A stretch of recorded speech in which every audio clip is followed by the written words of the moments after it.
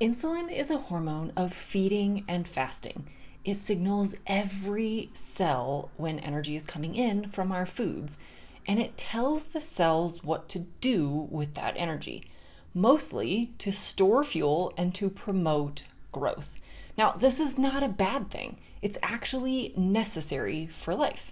However, we don't want constant or uncontrolled growth.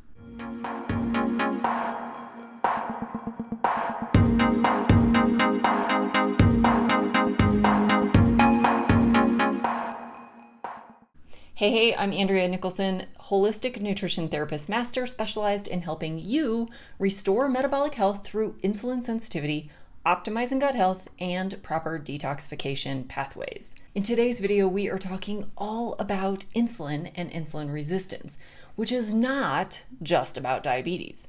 As I said at the beginning of this video, insulin is a growth signaling hormone, and we don't want uncontrolled or continuous growth. Healthy metabolic function requires a balance of building up and breaking down to use stored fuels and to remove old, worn-out cells. When insulin levels are consistently elevated, certain cells can become resistant to insulin's effect.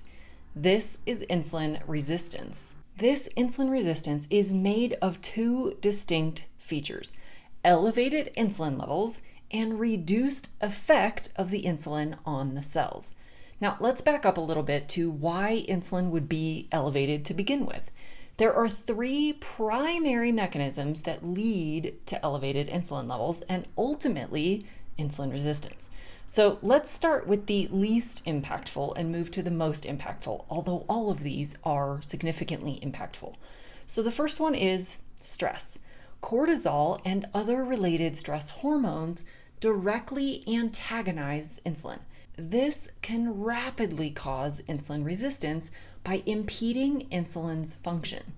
Now, this doesn't have to even be a major stressful event. Even short-term sleep deprivation can cause a spike in cortisol, leading to this insulin resistance. Managing stress has tremendous impacts on every aspect of your health.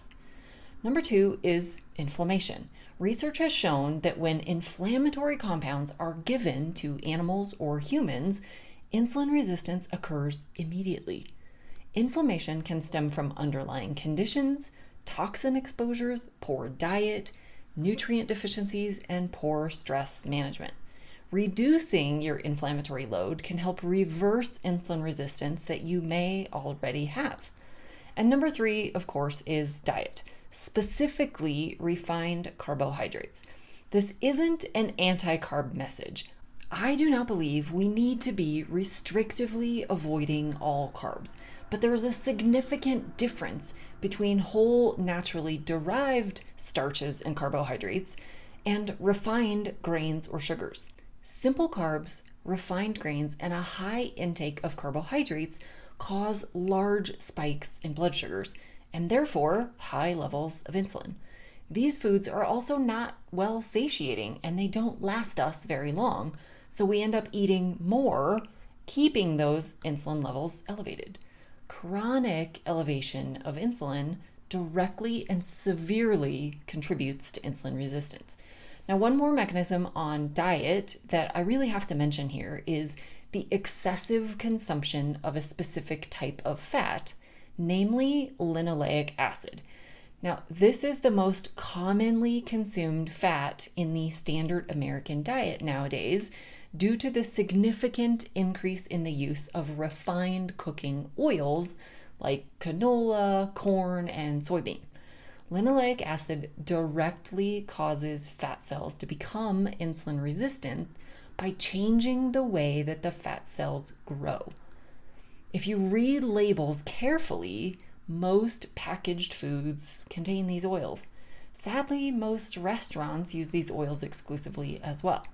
So when it comes to healthy fat consumption, you really want to lean into more quality, unrefined fats from animal or plant sources. So now, what do we do about insulin resistance? Number one, diet. We have to control carbohydrate intake And when you do consume carbohydrates, make them whole, natural carbohydrates like sweet potatoes, whole fruits, and great vegetables. Prioritizing protein, quality protein. Animal proteins are the most bioavailable, but many plants can also provide quality proteins. And then lastly, fill and flavor your foods with fat. We don't necessarily need to eat a high-fat diet, but fat does make us feel full, satisfied, and makes our food flavorful. Just choose your fat wisely. Number 2 is exercise. Any exercise that you do will help. Specifically, resistance and HIIT style workouts have been shown to help reverse insulin resistance. Of course, this only works in the context of a healthy diet. You can't exercise your way out of insulin resistance while shoveling in refined carbohydrates and poor quality fats. And number 3, lifestyle.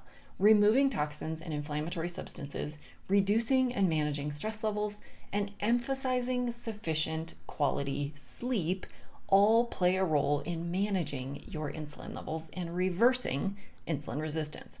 So now you know more about insulin. It's not simply a hormone that manages blood sugar, but it actually plays a significant role throughout the body.